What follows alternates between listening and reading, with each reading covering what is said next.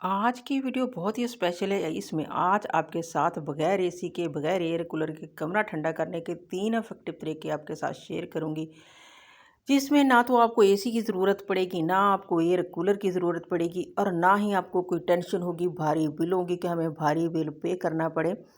इसके बगैर ही हम एसी जैसा मज़ा लेंगे और साथ ही साथ धनिए को फ्रेश करने का ऐसा ज़बरदस्त तरीका जो आज से पहले आपको किसी ने नहीं बताया होगा।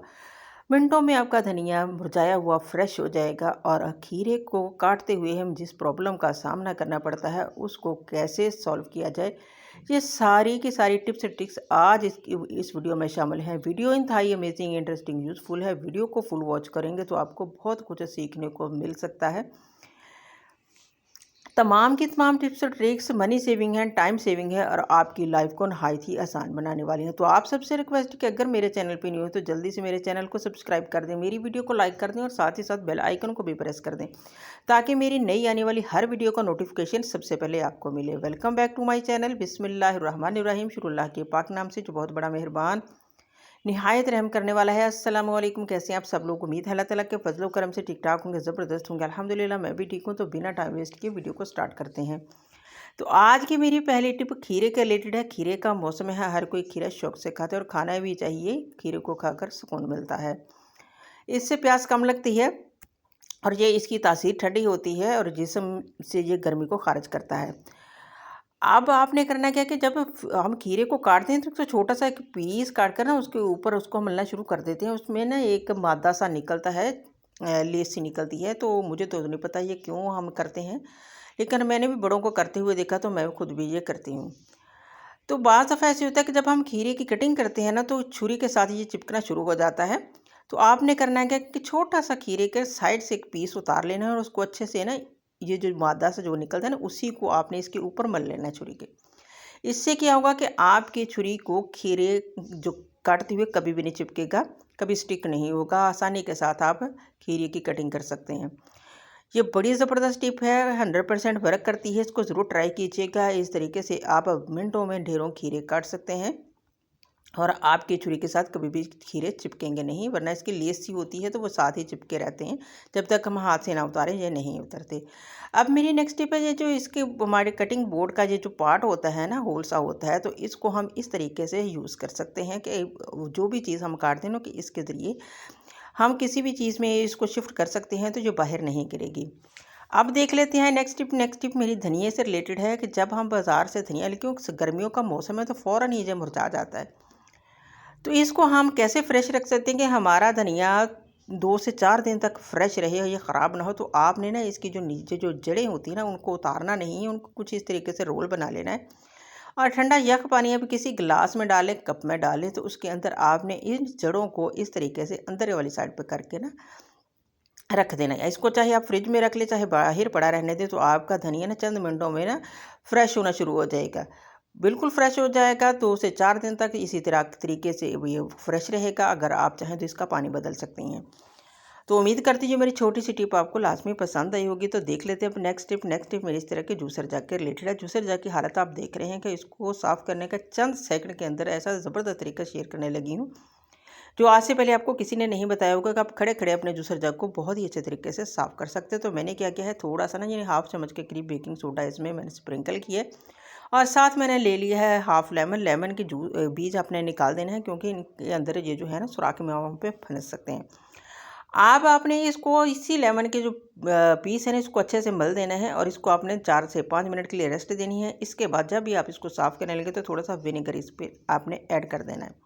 हाफ चम्मच के करीब मैंने विनेगर ऐड किया है। ये 2 टूल जो 2 ब्रश है मैंने अपने किचन में रखे हुए हैं डीप क्लीनिंग के लिए, तो ये मेरे बहुत ही काम आते हैं। एक तो ब्रश वैसे ही है, दूसरा ब्रश जो है ना उसका मैंने टूल बनाया हुआ है, खुद से बनाया है। इसकी वीडियो मैंने आपके साथ शेयर की थी।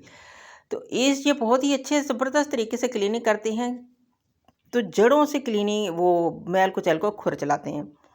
तो जी ये देखिए, जहाँ पे मुझे ज़रूरत थी दूसरे ब्रश की सादा की उसको मैंने यूज़ किया। अब मैंने ये जो टूल बनाया है तो इसकी यहाँ पर मुझे अगर ज़रूरत पड़ी तो यहाँ पर मैंने इसको यूज़ कर लिया।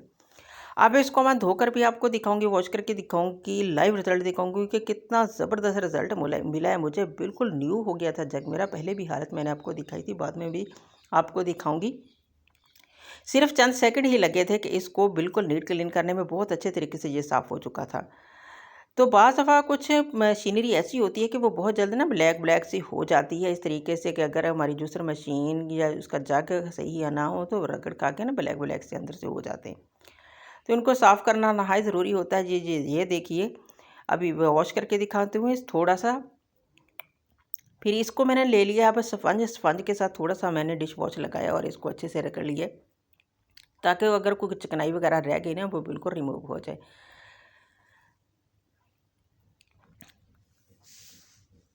तो जी यहाँ पर ये देखिए, अभी मैं वॉश करके दिखाती हूँ, इसका रिज़ल्ट आप खुद बताइएगा कमेंट बॉक्स में कि कितना ज़बरदस्त रिज़ल्ट मुझे मिला है। मुझे तो इसका बहुत ही अच्छा रिज़ल्ट मिला है, तो इसलिए ये मेरी टिप आपके साथ शेयर की है। तो आप भी ज़रूर ट्राई कीजिएगा। जी ये देखिए रिज़ल्ट आपके सामने है, और इसका फीडबैक भी मुझे ज़रूर दीजिएगा। ये सिर्फ चंद सेकंड की मेहनत है जिसके साथ मैंने इसको साफ़ किया है। अब देख लेते हैं नेक्स्ट टिप। नेक्स्ट टिप भी बहुत ही ज़बरदस्त कमाल की है कि इस तरह की शीट्स हमारे पास होती हैं, जब बच्चों के जो चार्ट बनाते हैं क्लासेस में लेकर ले जाते हैं, स्कूल वाले जब देते हैं तो वो इसी तरह ना इधर उधर बिखरे रहते हैं जब हमारे घर में आ जाएँ। तो बाज़ दफ़ा ऐसा होता है कि हम ज़्यादा मंगवा लेते हैं कि हमें बार बार ना बाज़ार से मंगवाना पड़े, तो इन चीज़ों को फिर हमने संभालना भी होता है, इनको अरेंज भी करना होता है। तो आपने करना है कि शीट्स हों चाहे वो चार्ट हो, आपने कुछ इस तरीके से रोल इनको कर लेना है। ऐसा तरीका बताने लूँ कि इनका रोल कभी खुलने वाला नहीं है और ना ही ये ऊपर से गंदी होंगी, जब तक मर्ज़ी ये पड़े रहें। अब यहाँ पर मैंने कोलगेट की खाली डब्बी ले ली है, ये मेरे पास पड़ी हुई थी। तो ये बहुत ही ज़बरदस्त कारआमद चीज़ें होती हैं, इनको हम रीयूज़ कर सकते हैं। इनको फेंकने की बजाय, इनको डिस्कार्ड करने की बजाय इनको रीयूज़ करके आप फेंकें। जब ये ख़राब हो जाए तब इनको फेंक दें, न्यू लगा लें। अब यहाँ पे मैं इसको ना ये देखें कुछ इस तरीके से इसके ऊपर चढ़ा दूँगी। ये देखें काफ़ी एरिया इसने कवर कर लिया है। अब मैं एक और खाली डब्बी लूँगी और वो भी इसी तरीके से इसके ऊपर चढ़ा दूँगी। तो आप भी इसका, ये तो ना मेस क्रिएट करेगी शीट, ना ही ये ऊपर से गंदी होगी, कोई धूल मिट्टी इस पे नहीं पड़ेगी। धूल मिट्टी पड़ेगी तो ये गंदी होगी, धूल मिट्टी ही नहीं पड़ेगी क्योंकि हमने इसको ऊपर से कवर कर दिया है। तो उम्मीद करती हूँ मेरी टिप आपको पसंद आई होगी। अब देख लेते हैं नेक्स्ट टिप। नेक्स्ट टिप इस तरह के जार से के रिलेटेड है कि जब हम ये काफ़ी देर जब पड़ा रहे ना तो इसका जो ढक्कन जो है ना जाम हो जाता है, तो इसको खोलना मुश्किल हो जाता है। तो आपने करने का कि चम्मच लेना है, तो एक साइडों से ना थोड़ा सा प्रेस यहाँ पे हुआ हुआ था, कट सा लगा होता है, वहाँ पे आपने चम्मच को अंदर लगा के ना थोड़ा सा आपने इस तरीके से ना घुमाना हिलाना है, तो ये फ़ौरन से खुल जाता है, वहाँ से ये लूज़ हो जाता है। अब ये काफ़ी देर से मैं इसको ना ट्राई कर रही थी तो खोलने की भी, और साथ ही इसके ऊपर जो लेबल लगा हुआ है ना, ये शीट इसके ऊपर लगी उसको भी उतारने की, ये दोनों काम मेरे से नहीं हुए। अब इसकी शू को ढक्कन तो मेरा खुल गया, अब इसकी शीट कैसे मैं उतारूंगी ये आपके साथ अब शेयर करने लूँगी। इसमें मैंने डाल दिया गर्म पानी, इसको 5 से 10 मिनट के लिए आपने स्टे देना है। देखना कितने ज़बरदस्त तरीके से ये इसकी ऊपर वाली शीट जिसको घंटों लग जाते हैं, ये देखिए कितने ज़बरदस्त तरीके से ये खुल गई है, ऊपर से बिल्कुल उतर जाती है, बिल्कुल नीट क्लीन आपका जार हो जाएगा। अब उसके ऊपर ना थोड़ी थोड़ी ना गम रह गई थी, तो उसको भी मैंने ना स्पंज के साथ हल्के से रब किया, तो वो भी फ़ौरन से उतर गई, क्योंकि इसमें मैंने गर्म पानी डाला हुआ था, तो गर्म पानी होने की वजह से ना वो भी मेल्ट होना शुरू हो गई थी और वो फ़ौरन ही उतर गई थी। तो जी ये देखिए इसका रिज़ल्ट भी मैं आपको दिखाती हूँ वॉश करके उसको, कितना ज़बरदस्त इसका भी इफेक्टिव रिज़ल्ट मुझे मिला है। ऐसी छोटी छोटी सी टिप्स होती हैं जिनको फॉलो करके हम अपनी लाइफ को आसान बना सकते हैं, अपनी ज़िंदगी को आसान बना सकते हैं, अपने पैसे की बचत कर सकते हैं। ये ज़बरदस्त जार होते हैं, हम मुख्तलिफ़ चीज़ें इसमें डाल सकते हैं इस तरीके के। अगर हम बाज़ार से लेने जाएँ तो काफ़ी कॉस्टली ये मिलते हैं, अव्वल तो ये मिलते नहीं हैं, अगर मिलें तो ये काफ़ी कॉस्टली होते हैं क्योंकि ये शीशे के होते हैं। अब देख लेते हैं नेक्स्ट टिप। नेक्स्ट टिप मेरी ये जो मैं सीज़र है ना, अक्सर आप वीडियो में देखते होंगे कि मैं वीडियो में ये बहुत इसको यूज़ करती हूँ, तो ये मेरे किचन में ही पड़ी रहती है, तो मैं मुख्तलिफ़ चीज़ें इसको काटने के लिए यूज़ करती हूँ। तो इसकी शार्पनेस काफ़ी डल हो चुकी थी, तो ये इसको मैं काट रही थी तो ये कागज़ भी नहीं काट रही थी। तो आपने करना क्या है कि एक खाली रैपर ले लेना है, और स्टार्ट में तो थोड़ी मुश्किल लगेगी क्योंकि ये इसकी जो शार्पनर है, इसकी धार है ना, वो काफ़ी डल है, तो आहिस्ता आहिस्ता वो तेज़ होना शुरू हो जाएगी। तो आपने इस रैपर को बारीक बारीक कटिंग कर देनी है। इसके बाद आप अब इसका रिज़ल्ट देखिए कितने ज़बरदस्त तरीके से ये शार्प हो चुकी है, इसकी धार तेज़ हो चुकी है और बहुत अच्छे तरीके से इसने कटिंग करना शुरू कर दी है। अब देख लेते हैं नेक्स्ट टिप। नेक्स्ट टिप मेरे इस तरह के नेल पॉलिश की डब्बी के रिलेटेड है कि जब ये भी काफ़ी देर पड़ी रहे ना तो इसका ढक्कन भी नहीं खुलता, मुश्किल हो जाती है, वो जितना मर्जी हम धो लगाएं ये खुलने वाला नहीं है। तो इसके ऊपर आपने कोई भी रबर बैंड इस तरीके से लपेट लेना है, या आपने कोई भी पोनी आपने इसकी इर्द गिर्द इस तरीके से ना लगा देनी, और ये बहुत आसानी के साथ फिर ये खुल जाता है। तो ट्राई ज़रूर कीजिए कि आप देख लेते हैं नेक्स्ट टिप मेरी इस तरह की भिंडी के रिलेटेड है। जब भी हम बाज़ार से भिंडी लेकर आए ना, तो ये कुछ मुरझाई सी, सूखी सी इस तरह की हुई होती है, तो इसकी फ्रेशनेस जो है ना वो डल सी हुई होती है। तो इसकी फ्रेशनेस को हम वापस कैसे ला सकते हैं, तो आपने खुले मुँह वाले बर्तन में एक पानी ले लेना, और इसके अंदर आपने आइस क्यूब्स डाल देनी है। पानी चिल्ड होना चाहिए, ज़्यादा ठंडा होना चाहिए। जब पानी ठंडा हो जाए ना, तो इसके अंदर आपने भिंडी को डाल देना है, और 5 से 10 मिनट के लिए आपने इसको स्टे देना है। फिर आप चेक कीजिएगा कि ये कितनी फ़्रेश हो गई है, बिल्कुल ऐसी ही लगी जैसे अभी आप पौधों से तोड़ कर लाए हैं, इतनी फ़्रेश हो जाएगी। तो ये छोटी सी टिप थी, कमाल की थी, ट्राई ज़रूर कीजिएगा, इसका फीडबैक भी ज़रूर दीजिएगा।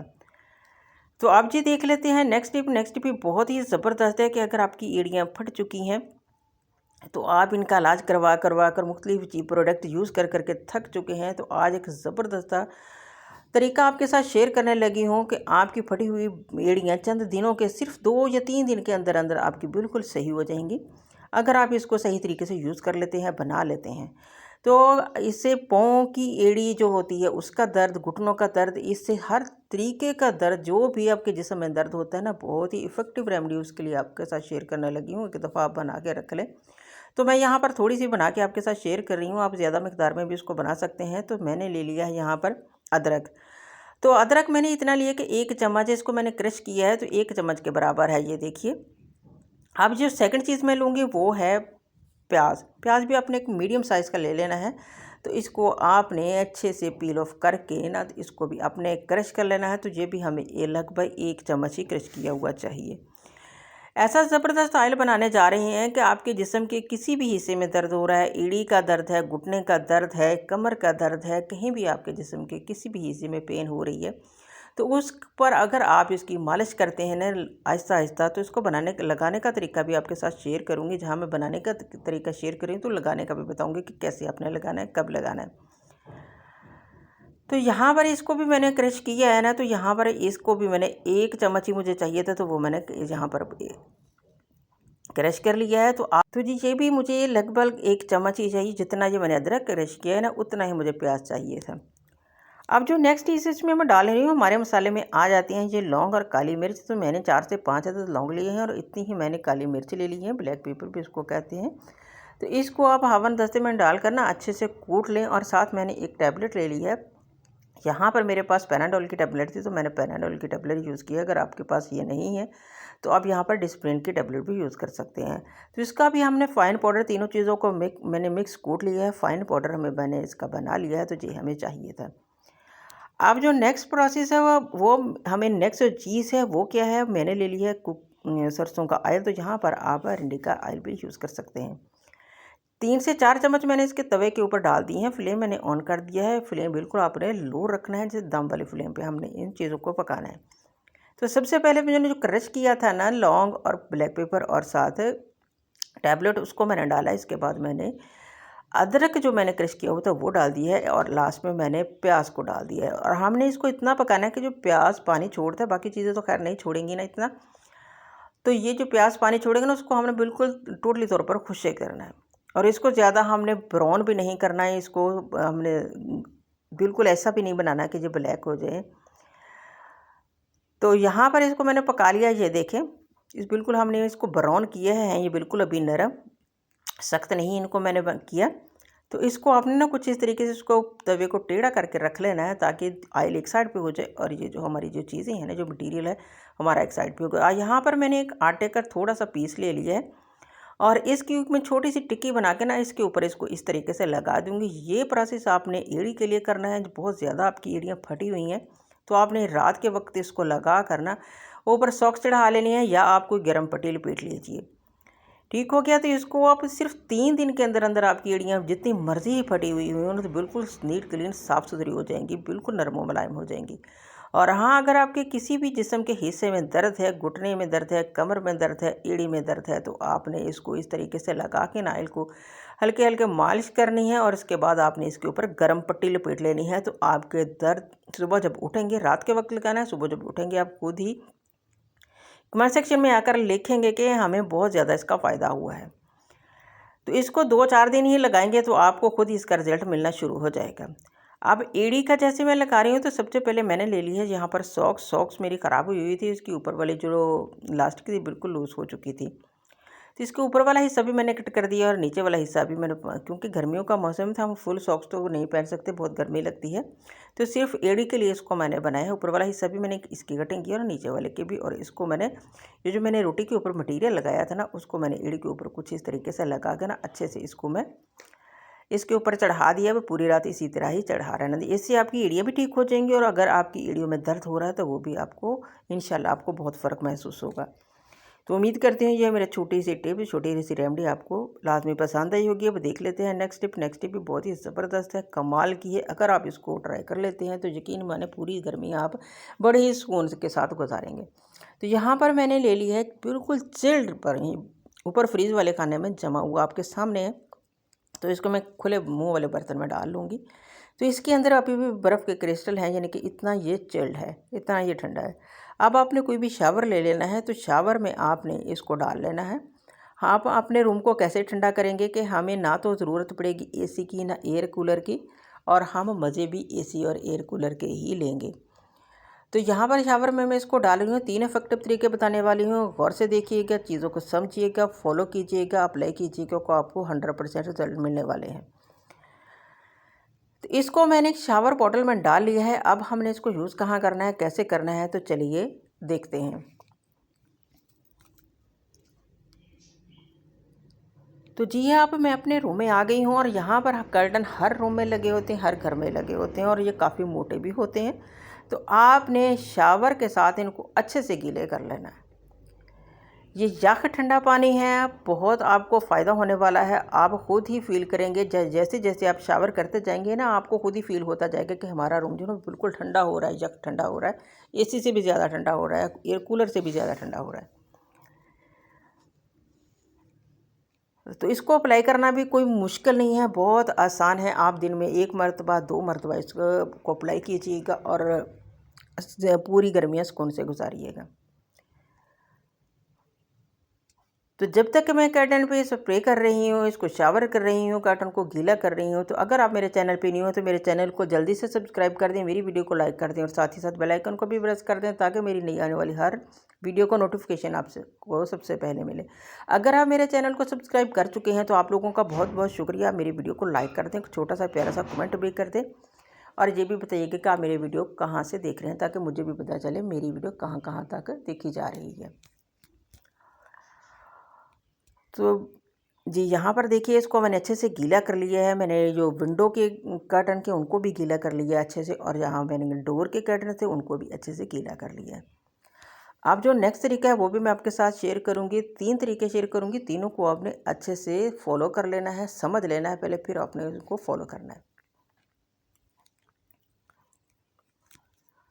तो बहुत सारे लोग इतने ज़बरदस्त कमेंट करते हैं, मुझे इतनी खुशी होती है, आपके कमेंट पढ़कर मुझे बहुत ही मोटिवेशन मिलती है, और मैं मज़ीद अच्छा कंटेंट लाने की कोशिश करती हूँ, ताकि आप लोगों का फ़ायदा हो, आप लोगों की मनी सेविंग हो, टाइम सेविंग हो, और साथ ही साथ आप लोगों की लाइफ में नहायत आसान हो।